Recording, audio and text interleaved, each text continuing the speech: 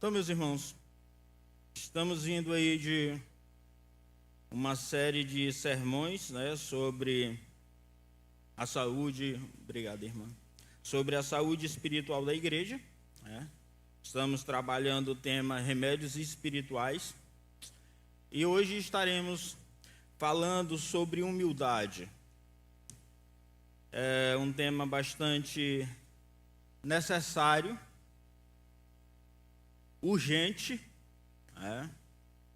diante da inclinação natural do coração do homem à soberba, ao orgulho. E nós, como cristãos, precisamos vigiar o nosso coração para que, de fato, o nosso coração seja um coração humilde, voltado para Deus, reconhecendo que nada somos de fato e que somos totalmente dependentes da graça de Deus. E não há nada, amados, em nós que possa nos recomendar de fato a Deus. Então, falar sobre humildade é extremamente necessário diante da inclinação do nosso coração ao orgulho. Ao olharmos para o homem, percebemos uma busca desenfreada por status, honra e reconhecimento. É impressionante, irmão, como o coração do homem ele é voltado para isso. Ele quer honra, ele quer reconhecimento, ele quer aparecer, ele quer visibilidade. E é por isso que falarmos sobre humildade é tão necessário. Buscam ser o melhor, ter o melhor, e para alcançar os desejos soberbos de seus corações, estão dispostos a qualquer coisa. Se nós olharmos principalmente para o cenário político, porque digamos assim, a área que mais aparece coisas escandalosas, terríveis, que parece que é aquilo que mais o povo, ou alguns buscam para ter poder, e tantas coisas terríveis que as pessoas são capazes de fazer para ter poder, para ter status, para ter reconhecimento. Então eles são capazes de qualquer coisa, o homem natural. Contudo, para nós, o povo de Deus, nós somos ensinados a vivermos ao contrário de tudo isso. Somos chamados a viver humildemente, sabendo que toda honra deve ser dada ao nosso soberano e eterno Deus. A questão, irmãos, é que, embora o homem natural, não regenerado, não nascido de novo, ele tenha essa inclinação natural no seu coração, contudo nós, que somos cristãos, que nascemos de novo, que fomos regenerados, se nós não vigiarmos o nosso coração, muitas das vezes também nós caímos no pecado do orgulho. E parece que é um dos pecados que mais assedia o cristão. E nós precisamos cuidarmos do nosso coração para não cairmos nisso. Não deveria existir isso em nós e no nosso meio, na igreja do Senhor. Essa visibilidade tão grande que ainda às vezes nós vemos em relação ao orgulho. Muitas das vezes as pessoas brigam, lutam por status, por funções e por cargos e por estarem num lugar de honra, por aparecerem, por fazerem melhor, por serem superior a outra pessoa. E isso não deveria existir em nós, no nosso coração. Muitas das vezes nós servimos não porque servimos para a glória de Deus, mas porque nós queremos a glória para nós. Nós queremos ser vistos, nós queremos ser notados, nós queremos nos sentirmos importantes. E isso é orgulho no nosso coração. E nós precisamos, de fato, trabalhar isso. O texto que nós faremos menção, ou trabalharemos nessa manhã, é Lucas capítulo 14, versículo 7 ao versículo 11.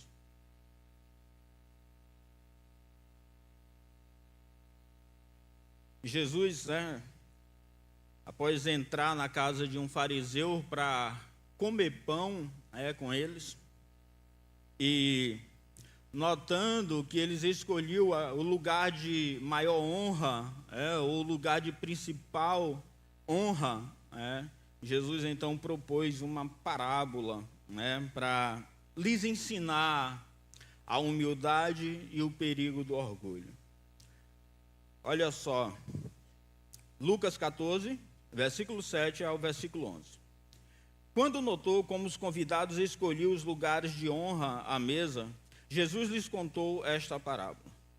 Quando alguém o convidar para um banquete de casamento, não ocupe o lugar de honra, pois pode ser que tenha sido convidado alguém de maior honra do que você. Se for assim, aquele que convidou os dois virá e dirá: dê o lugar a este. Então, humilhado, você precisará ocupar o lugar menos importante. Quando, porém, você for convidado, ocupe o lugar menos importante, de forma que, quando vier aquele que convidou, diga: amigo, passe para um lugar mais importante. Então você será honrado na presença de todos os convidados, pois todo aquele que se exalta será humilhado, e todo aquele que se humilha será exaltado. Vamos orar ao Senhor mais uma vez. Pai, nós te rendemos graças, Senhor, por tudo. Obrigado, Deus, por tua palavra, Pai. Me conceda graça, Senhor, para fazer uma boa exposição da tua palavra, de forma que a tua igreja seja edificada, transformada, renovada, Pai, de forma que cresçam, Senhor, na tua graça e no teu conhecimento. Abre o nosso coração para compreendermos e entendermos a tua palavra, Pai, e nos conceda graça, Senhor, para fazermos uma boa aplicação da mesma, Senhor, nas nossas vidas. Que desde já o Senhor nos dê um coração humilde, Senhor, para nos submetermos a Ti, a Tua palavra e a Tua verdade. Nos ajuda, Senhor, em tudo, em nome de Jesus Cristo. Amém. Primeiro ponto, amados, que o texto nos fala é que Jesus, ele nos observa, ele repara no seu povo, ele repara no homem, ele olha para o homem.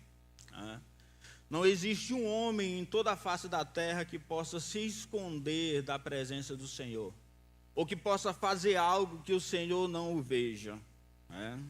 E o texto, o versículo 7 diz: quando notou como os convidados escolhiam os melhores lugares, ou os lugares de honra à mesa, Jesus lhes contou esta parábola.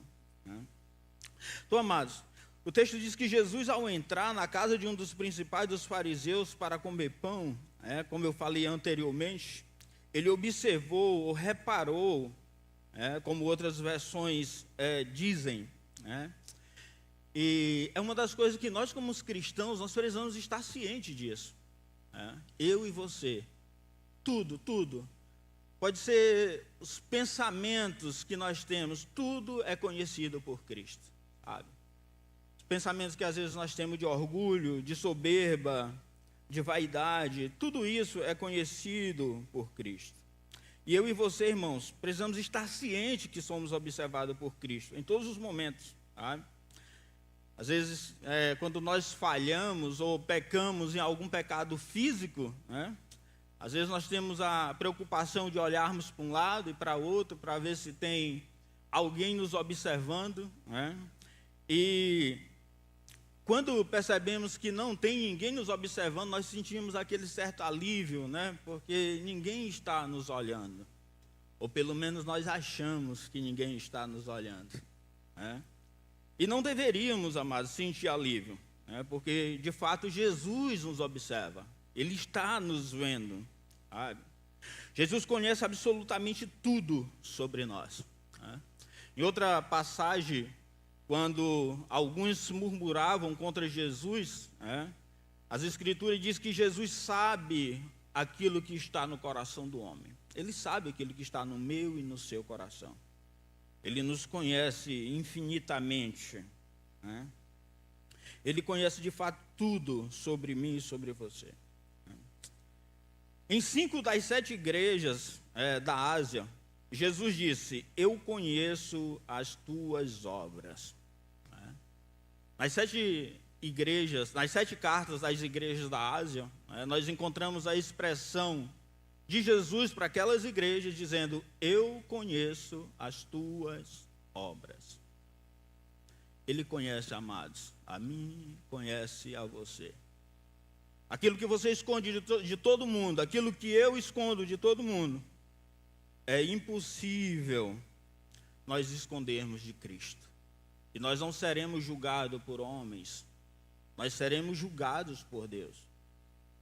Deus é o nosso juiz. Não adianta nada nós nos escondermos dos homens enquanto Deus nos vê. E graças a Deus que Ele sempre nos vê, né? Porque se Ele nos deixasse o nosso coração como estava, certamente não haveria salvação para nós. Mas graças a Deus que Ele nos vê e nos concede graça e arrependimento, né? E devemos estarmos conscientes disso. Então, para 5 dessas igrejas, Jesus disse: eu conheço as tuas obras. Para outra dessas igrejas, Jesus diz: olha, eu sei, eu conheço a tua habitação. E para outra igreja ele diz: eu conheço as tuas tribulações. Deus conhece tudo, amado, sobre mim e sobre você. Ele conhece o orgulho do nosso coração, a soberba, a vaidade, o desejo por ambição, o desejo por aparecer, por ser o melhor, por ser superior. Se há desejos em nosso coração como estes, Deus conhece e Deus não aprova, amados. Não há aprovação de Deus para esses sentimentos. O texto ainda diz que Jesus reparava como eles escolhiam os lugares de honra à mesa. Jesus conhecia muito bem as intenções de seus corações a escolher o lugar de honra. O que está no nosso coração quando nós escolhemos servir na igreja, por exemplo? O que está no meu coração quando eu venho aqui pregar um sermão?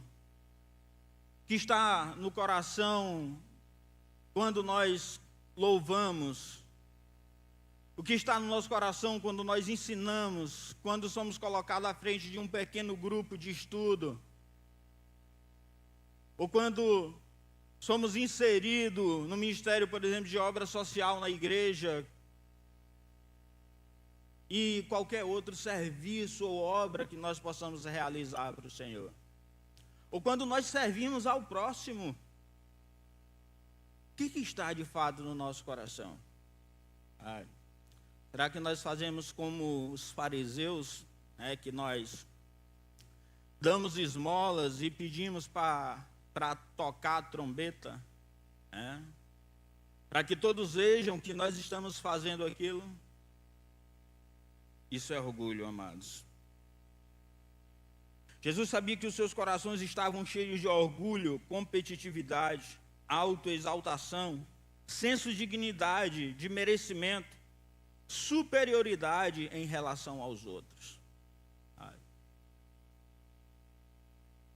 Meus irmãos, Jesus conhece o meu e o seu coração e as motivações das nossas atitudes. Nada foge dele. Se acharmos que podemos servir ou fazer melhor do que o outro, se achamos mais dignos, isso é orgulho, soberba, presunção.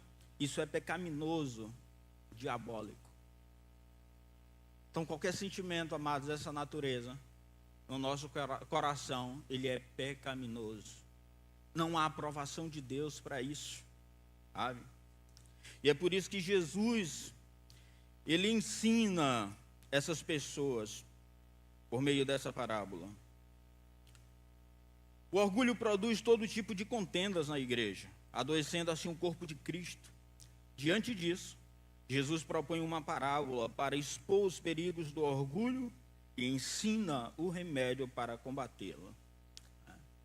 Esse é o propósito de Jesus propor esta parábola. Ao propor esta parábola, amados, Jesus, ele fala acerca do orgulho e os seus frutos, ou os seus resultados, né?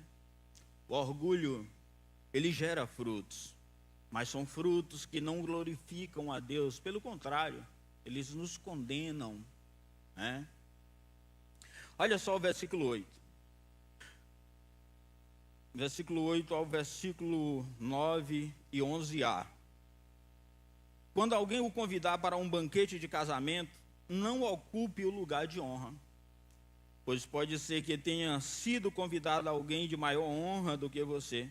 Se for assim, aquele que convidou os dois virá e dirá: dê o lugar a este.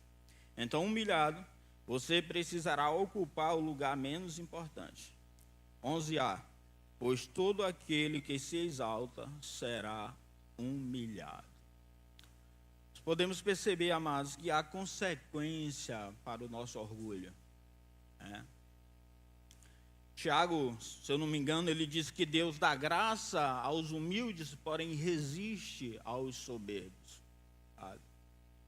Agora pense aí em Deus resistir a alguém. O que é um homem para que Deus o resista, ou para que ele possa sair vitorioso nesse pleito com Deus? Somos nada, amados, somos pó, como diz as Escrituras. Somos pó. Jesus nos ensina a termos uma atitude humilde, a não ocupar o lugar de honra.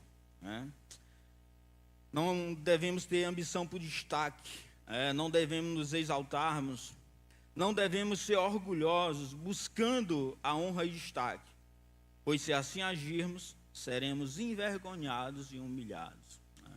Jesus propõe aquela parábola e diz: olha, se for convidado, se você escolher o lugar de honra e chegar alguém mais importante do que você, o dono da festa chegará e dizer: olha, sai deste lugar e cede a este que é mais importante do que você.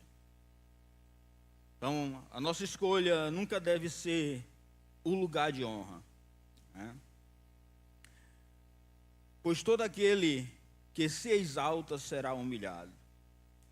O orgulho não espera a honra conferida, dada, mas exalta a si mesmo. O orgulho não aguarda despretensioso ser convidado ao lugar de honra, mas deseja, exige e decide por si mesmo ocupá-lo.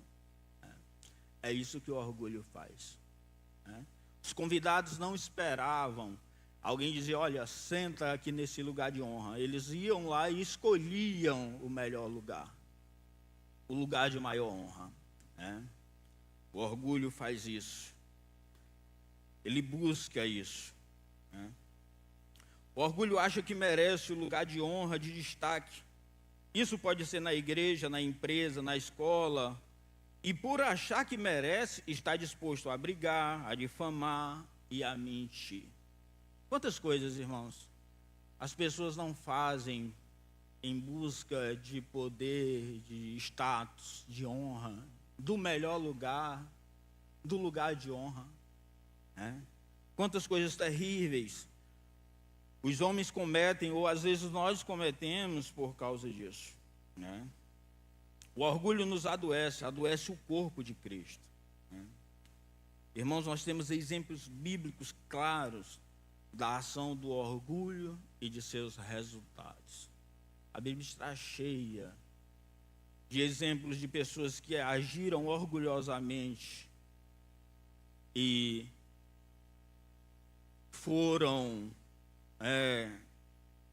sofreram bastante por causa disso. Nós temos, por exemplo, o caso de Davi, quando ele decidiu levantar o censo em Israel. Davi queria se gabar do enorme exército que ele possuía. E ele mandou o seu general Joabe levantar o censo, conferir quantos soldados ele tinha. E quando ele fez isso, logo após Joabe trazer a notícia para ele, o resultado do censo, Davi se arrependeu e viu que tinha feito mal perante o Senhor. Mas logo ele se arrepender, Logo em seguida, Deus mandou o profeta Gade até ele e disse: olha, Davi, aquele que me enviou aqui mandou você escolher entre esses 3 castigos. Você quer ter 7 anos de fome? Você quer fugir por 3 meses da presença dos seus inimigos, sendo perseguido? Ou você quer 3 dias de peste em Israel? E Davi disse: olha, se eu cair nas mãos dos homens, os homens não terão piedade de mim. Mas o Senhor é misericordioso. Eu prefiro cair nas mãos do Senhor. E ele escolheu os 3 dias de peste. E o Senhor enviou a peste sobre Israel. 70.000 pessoas morreram por causa do orgulho de Davi. 70.000 pessoas. Você percebe o sofrimento dessas pessoas? O sofrimento desses pais, dessas mães, dos filhos que perderam seus pais por causa do orgulho do seu rei, do orgulho de Davi. 70.000 pessoas. Quando o anjo levantou a sua mão, a sua espada para destruir Israel, o Senhor mandou que ele parasse. Chega. Quando o Senhor disse isso, Davi se voltou para o Senhor e disse: Senhor, essas ovelhas nada fizeram. Fui eu que pequei contra ti. Que a tua mão seja contra a minha vida e contra a casa do meu pai. Como é maravilhoso, irmãos, que mesmo diante do pecado, Deus trabalha no coração do seu povo a fim de que ele se arrependa e se volte para ele. Mas há coisas que nós podemos evitar, consequências dos nossos pecados que nós podemos evitar se não o cometê-los. Mas Davi cometeu o seu pecado, se arrependeu, mas teve consequências terríveis. 70.000 pessoas foram mortas por causa do seu pecado. Então, amados,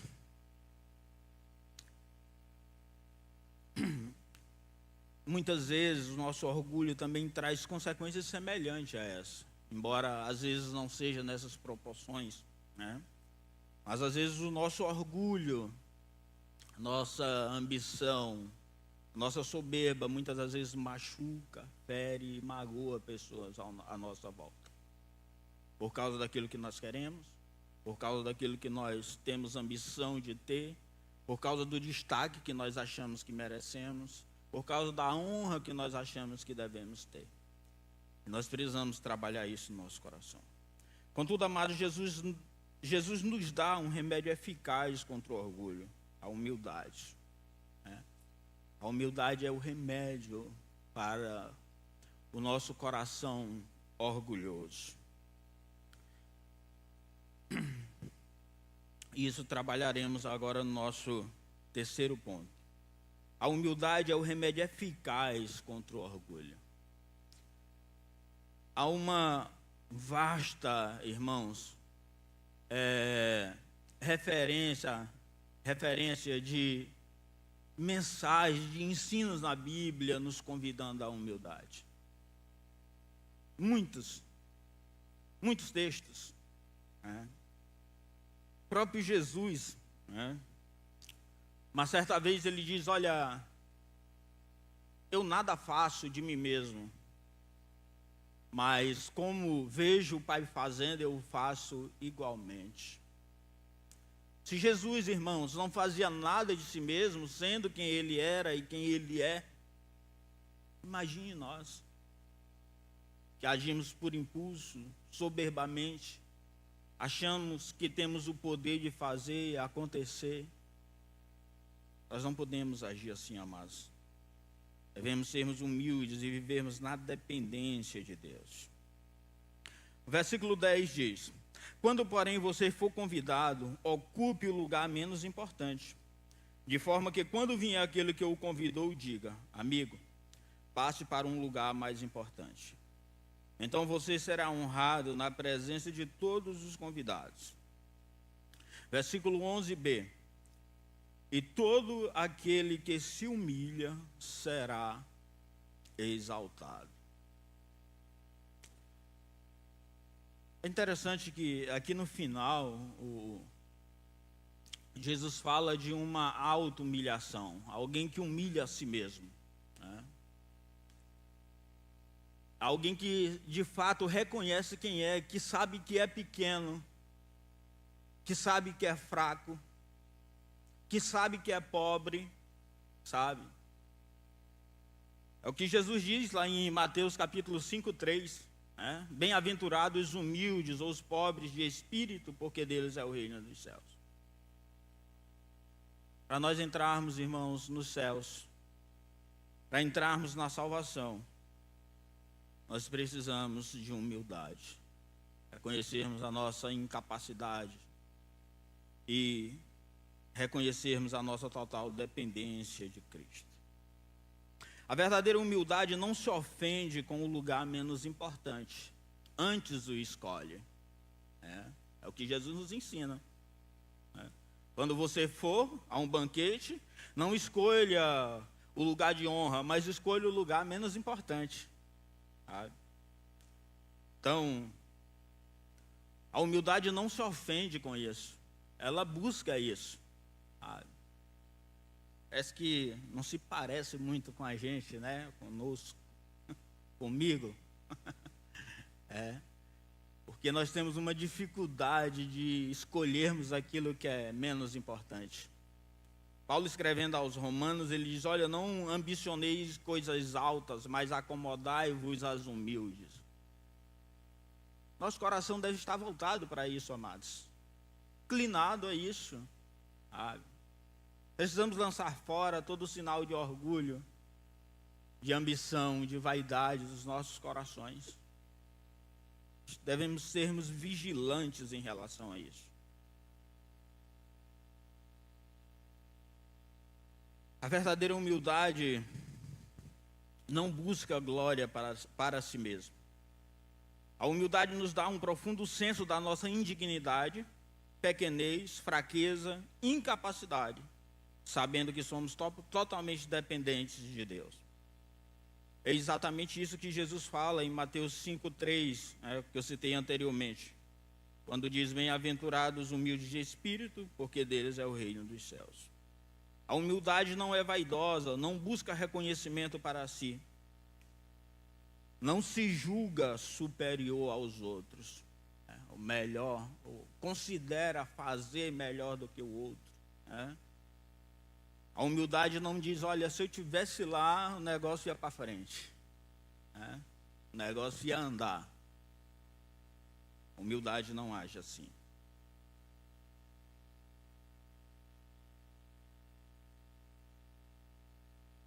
Não se considera superior, aos outros, como está em Filipenses 2, 3 e 4, que diz: nada façam por ambição egoísta ou por vaidade, mas humildemente considerem os outros superiores a vocês mesmos.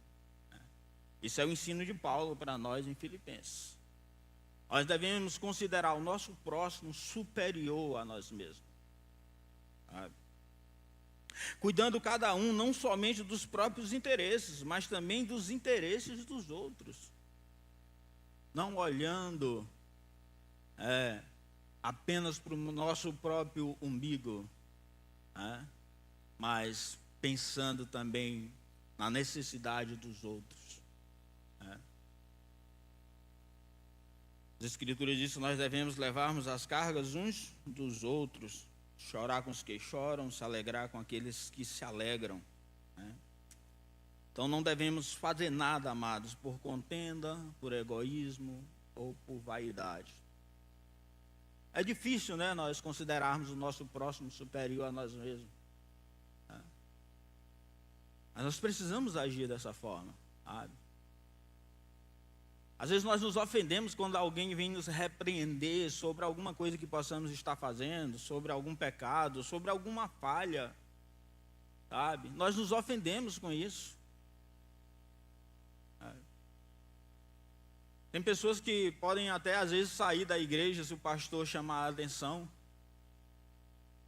ainda que seja feito em amor. Porque as pessoas não suportam serem confrontadas, porque não há humildade em seus corações. Nós precisamos trabalhar isso, amados. Devemos considerar os outros superiores a nós mesmos. Devemos conviver e servir humildemente, servir sem querer aparecer, sem querer reconhecimento, sem querer o lugar de honra. Apenas devemos estar onde Deus quiser que estejamos, fazendo o que Ele quer que façamos. Não importa, amados, se o que Deus me chamou para fazer, as pessoas achem grande ou pequeno. A pessoa que serve, digamos, recebendo as pessoas na recepção, elas honram a Deus, tanto aqueles que pregam a palavra de Deus, se assim o fizerem humildemente. Não há diferença, amados, em relação a isso.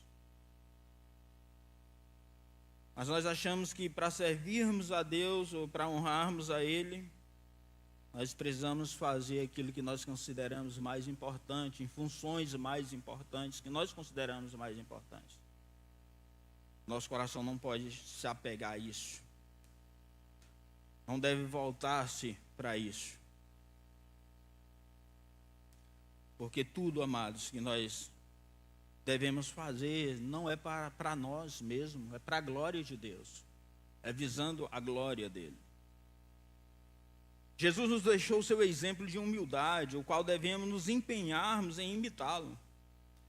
Olha só o que diz Filipenses 2, versículo 5 ao versículo 11. Seja o modo de pensar de vocês o mesmo de Cristo Jesus, que apesar de ser Deus, ou existindo na forma de Deus, não considerou que a sua igualdade com Deus era algo que devia ser usado como vantagem. Antes, esvaziou a si mesmo, assumindo a forma de servo, tornando-se semelhante aos homens, sendo encontrado em figura humana, humilhou-se e foi obediente até a morte, e morte de cruz. Essa é a posição de humildade de Cristo. E logo em seguida nós encontramos o resultado dessa humildade na vida de Cristo. Quando ele diz, os humilhados, aquele que se humilhar será exaltado. Olha só que o texto continua. No versículo 9. Por isso Deus o exaltou à mais alta posição. Ele deu o nome que está acima de todo nome, para que ao nome de Jesus, todo do joelho se dobre nos céus, e na terra e debaixo da terra. E toda língua confesse que Jesus Cristo é o Senhor, para a glória de Deus Pai. Jesus possuía, antes da sua encarnação, uma glória infinita, uma exaltação inimaginável. Mas ele abriu mão disso, assumiu a forma de servo, de homem, e humilhou-se, esvaziou-se a si mesmo, e humilhou-se, e foi obediente até a morte, e morte de cruz. A forma de morte mais desonrosa que alguém poderia ter, ser crucificado. Foi essa morte que o nosso Salvador teve, para nos salvar, para nos redimir. Ele esvaziou-se de si mesmo, sendo Deus. Da mesma forma, irmão, se ele, sendo Deus, fez isso, imagine nós que de fato já não somos nada. Nada. A Bíblia diz que todos os homens são reputados como nada diante de Deus. A verdadeira humildade nos habilita a recebermos a graça da salvação, como vimos em Mateus 5,3. e nos concede a maior e melhor honra, a honra de sermos chamados filhos de Deus e de pertencermos a Ele e vivermos com Ele eternamente. Que outra honra, irmão, nós queremos? O que mais nós precisamos? Nós estávamos mortos, como diz lá em Efésios, em nossos delitos e pecados, mas Deus nos deu vida em Cristo. Nós fomos chamados para sermos propriedade peculiar, povo exclusivo de Deus, como diz Pedro.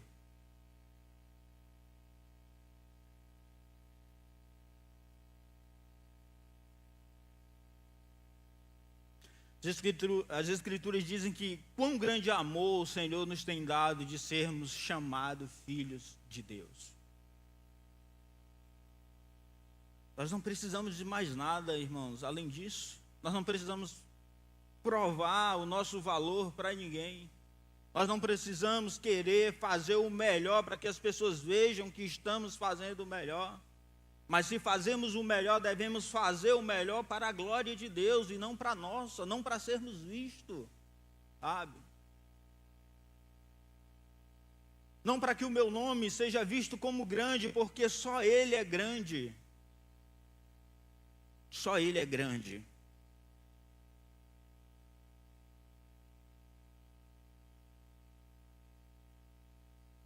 A verdadeira humildade, irmãos, é remédio que mortifica o orgulho dos nossos corações, nos previne de seus resultados, promovendo a saúde do corpo de Cristo.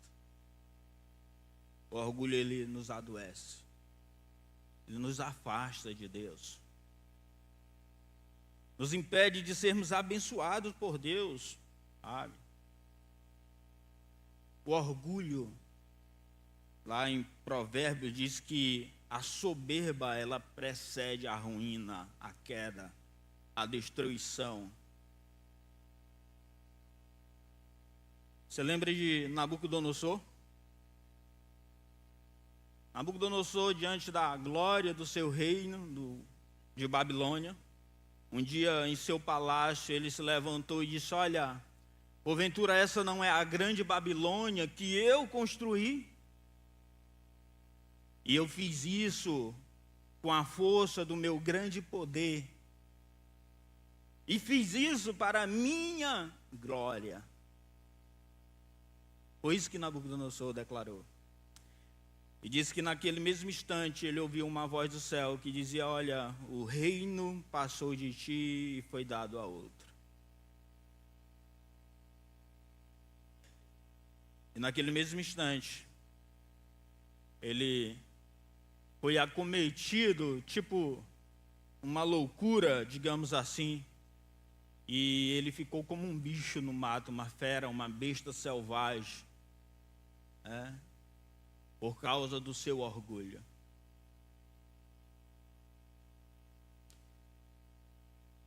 E o Senhor disse que ele ficaria assim, até que reconhecesse que Deus é o Altíssimo e tem domínio sobre todos os reinos da terra. Não permita, amado, que o seu coração se encha de orgulho, de ambição, ou de avareza. Para finalizar, eu quero fazer uma citação aqui de Jonathan Edwards sobre humildade. Olha só o que ele diz. Humildade deve ser definida como um hábito da mente e coração correspondente à nossa comparativa indignidade, e vileza diante de Deus, ou um senso de nossa própria miséria à sua vista, com a disposição de um comportamento que corresponda a isso. E um homem verdadeiramente humilde é consciente da diminuta extensão de seu próprio conhecimento, da grande extensão de sua ignorância e da insignificante extensão de seu entendimento. comparado com o entendimento de Deus. Ele ainda continua, ele é consciente de sua fraqueza, de quão pequena é sua força e de quão pouco ele é capaz de fazer. Esse é o fruto da humildade. Ele é consciente de sua distância natural de Deus, de sua dependência dele, da insuficiência de seu próprio poder e sabedoria, e de que é pelo poder de Deus que ele é sustentado e guardado, e de que ele necessita da sabedoria de Deus para lhe conduzir e guiar, e de seu poder para capacitá-lo a fazer o que ele deve fazer para ele. A humildade deve operar isso, nos dá esse senso de quem nós somos em relação a Deus. A humildade tende a nos prevenir de um comportamento ambicioso e pretensioso diante dos homens. O homem que está sob a influência de um espírito humilde está satisfeito com a posição que Deus lhe deu entre os homens. E não está ávido por honra, e não é atingido com o desejo de ser mais brilhante e de se exaltar acima de seus vizinhos. A humildade também tende a nos prevenir de um comportamento arrogante e insolente. Pelo contrário, a humildade dispõe uma pessoa a um comportamento condescendente de mansidão e insignificância, e a uma submissão cortês e afável, como sendo consciente de sua própria fraqueza e depreciabilidade diante de Deus. Se nós então nos consideramos seguidores do manso e humilde crucificado Jesus, andaremos humildemente diante de Deus e dos homens todos os dias da nossa vida na terra. Busquemos todos ardentemente um espírito humilde e nos esforcemos para sermos humildes em todo o nosso comportamento diante dos homens. Busque por um profundo e permanente senso de sua miséria diante de Deus e dos homens. Conheça a Deus, confesse sua nulidade e desgraça diante dele. Desconfie de si mesmo, conte somente com Deus, renuncie toda a glória, exceto a dele. Renda-se à sua vontade e serviço. Evite um comportamento pretensioso, ambicioso, ostento, insolente, arrogante, desdenhoso, teimoso, impetuoso e autojustificador. E aspire mais e mais do espírito humilde de Cristo, que manifestou quando ele esteve na terra. Humildade é o traço mais essencial e distinguidor em toda a verdadeira piedade. Ardentemente procura então, e diligentemente em oração, cultive um espírito humilde, e Deus andará com você aqui embaixo. E quando uns poucos dias estiverem passados, ele o receberá as honras concedidas ao seu povo à destra de Cristo. Esse deve ser, amados, o nosso coração diante de Deus. Que, de fato, venhamos buscar ardentemente um espírito humilde e fazer uma autorreflexão, um autoexame sobre nós mesmos para ver como está o nosso coração ou perceber aquilo que está no nosso coração.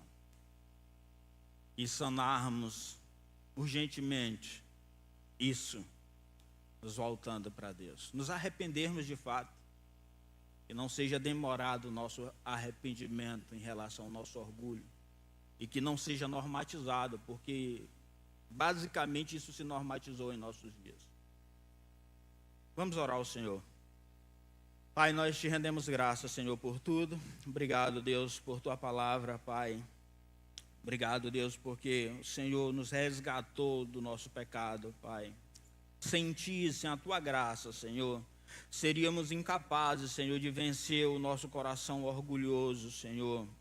Mas o Senhor é aquele que nos transforma, é aquele que nos dá uma nova natureza, Pai, nos habilitando, Senhor, a lutar contra o nosso pecado, contra o nosso orgulho, contra a nossa vaidade. Pai, nos ajuda, Pai, a sermos vencedores, Pai, nessa luta, nessa batalha, ó Deus Todo-Poderoso. Nós somos totalmente dependentes de Ti, Pai. Não há nenhuma força, nenhuma capacidade em nós, mas o Senhor é poderoso, Pai, para nos ajudar, para nos socorrer, para nos libertar e para nos restaurar. Obrigado, Deus, por Cristo, nosso Salvador.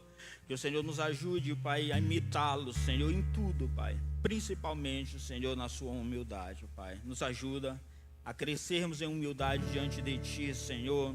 A sermos obedientes à Tua verdade, Senhor. A priorizarmos, Senhor, a santidade, ó Deus. E a servirmos a Ti com um coração sincero, Pai. Nos ajuda. Abençoa a Tua igreja, abençoa o Teu povo, Senhor, abençoe cada pessoa neste lugar, em nome de Jesus Cristo, amém, graças a Deus. Deus abençoe a todos.